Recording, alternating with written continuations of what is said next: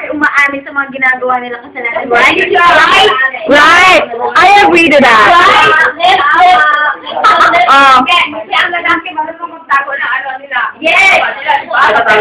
Number one. Yeah! Number one!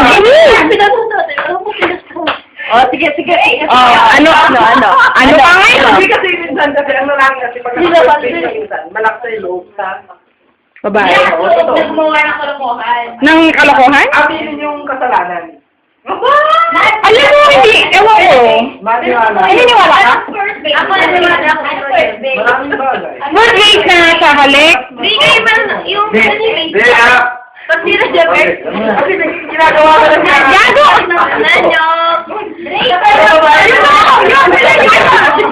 Alam mo, ang lalaki, kahit nahuli na, hindi pa rin niya yan aaminin. Kahit ano niya. Hindi. Masanguli. Why ba? Pasa-pasa? Pasa-pasa. Ano na? Ano na? Inuman ko na. Pag hindi umami si Eva.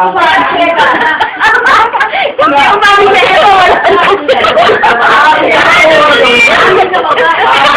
Ema? Ema, sinong ginapa mo? Ano yung well, hindi mo pagkakatiwalaan, lalit malayo. Puro bawasan lang mo na nila. Depende. Saan mo malayo? Depende. Ha? Yung malayo. Oo. Lalaki. Kaya ganito lang naman. Pwede? Yung mga babae lang naman kasi, nagmamahal. Marami rin lalaking manloloko. Nagmamahal naman Yung nila. tinatawag. Pag malayo na lang. Ba't tayo nakagawa ng ganon? Pag taga-Saudi yung boyfriend ko, pwede. Yung kinalaki kasi hindi marunong makontento. Correct! Hindi eh. Walang self-contentment. Ang babae kasi kayang magtiis eh, kahit anong mangyari. Aray.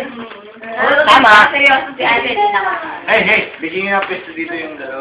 Ate, dito na kayo? Dito na lahat. Dito tayo sa lahat. Dito ka lahat. Dito lahat. Ali, open forum. Oy, Dre, isa ka pa. Halika dito. Isa ka pa eh. Isa lang to eh. Isa na mangyari ganito. Minsan lang to. Malamig. Madami ka pa. Hoy! Eh, halika dito. Hindi mo. Tin, halika dito, Tin. Halos din. Oh, sige. Kain lang kayo. Alam ba? Sana talaga manala. Ano ba yung topic natin? Sige, sabihin niyo. Mga babaero. Ayun. Eh, yung mga lalakero, meron ba? Natin bukas. Ang lalakera, depende sa pagkababaero. Kasi kapag alam mo naman na yung lalaki matinong sa'yo, ang laking konsensya sa babae na gumawa ng masama against sa lalaki. Tama ka dyan. Kasi pag nakakita yung babae na nilaloko siya. Win. Nandun na yung urge eh. Oo, Yun na yung parang parang, na gumawa din ng maling bagay. yun na yung ano eh, yun yung pinaka-sign. Pero kung honest, Ano? pero siguro honest na may lalaki. May doktor kasi kahit gusto mo maging halos, minsan na ano ka. Sagay daw, sana. Sa babae tayo. Ay, hindi! Natutuksong tumingin sa iba. Pero, Sa babae, meron naman tayo. yung makikita mo, ay, ang cute naman eh ito. Ay, parang type ko to. Pero, yung ganun lang. Kasi ang babae hindi naman pwedeng manligaw, di ba? Correct. Unfair. Pwede ah. Pwede ah. Pwede yung liwanwan si Irving. Pwede. Nakakaya naman ka. Ang awkward nung ganong feeling na yung babae maniligaw. Kunyari, ligawin pa, no? Basta ka manliligaw na. Oo nga. Hindi, huwag na kayo mahiya. Hindi kayo mababasa. Hindi mo ba si Joel? Oo. Hindi mo ba si Joel? Hindi kayo mababasa sa amin. Sabihin nyo na. Kaya nga eh. Hindi mo ba first move? Wala nang torpe ngayon panahon. Hindi kasi ganito lang yun eh. Ang babae, Sabihin nyo na walang... ang babae, pag may gusto sa lalaki, mararamdaman mo eh. Oo. Mararamdaman mo kasi, Kipot-kipot. wala na. Lalo sa panahon yun. Hindi ka naman manliligaw. Tayo. Kasi kasi gusto ng mga babae. Ganun daw. Pumunta ka sa stage na ligawan, di ba? May ganun person na yun. Respeto lang. Hindi daw Lalo na liligawan. sa community ka, dapat alam mo yun. Ayun.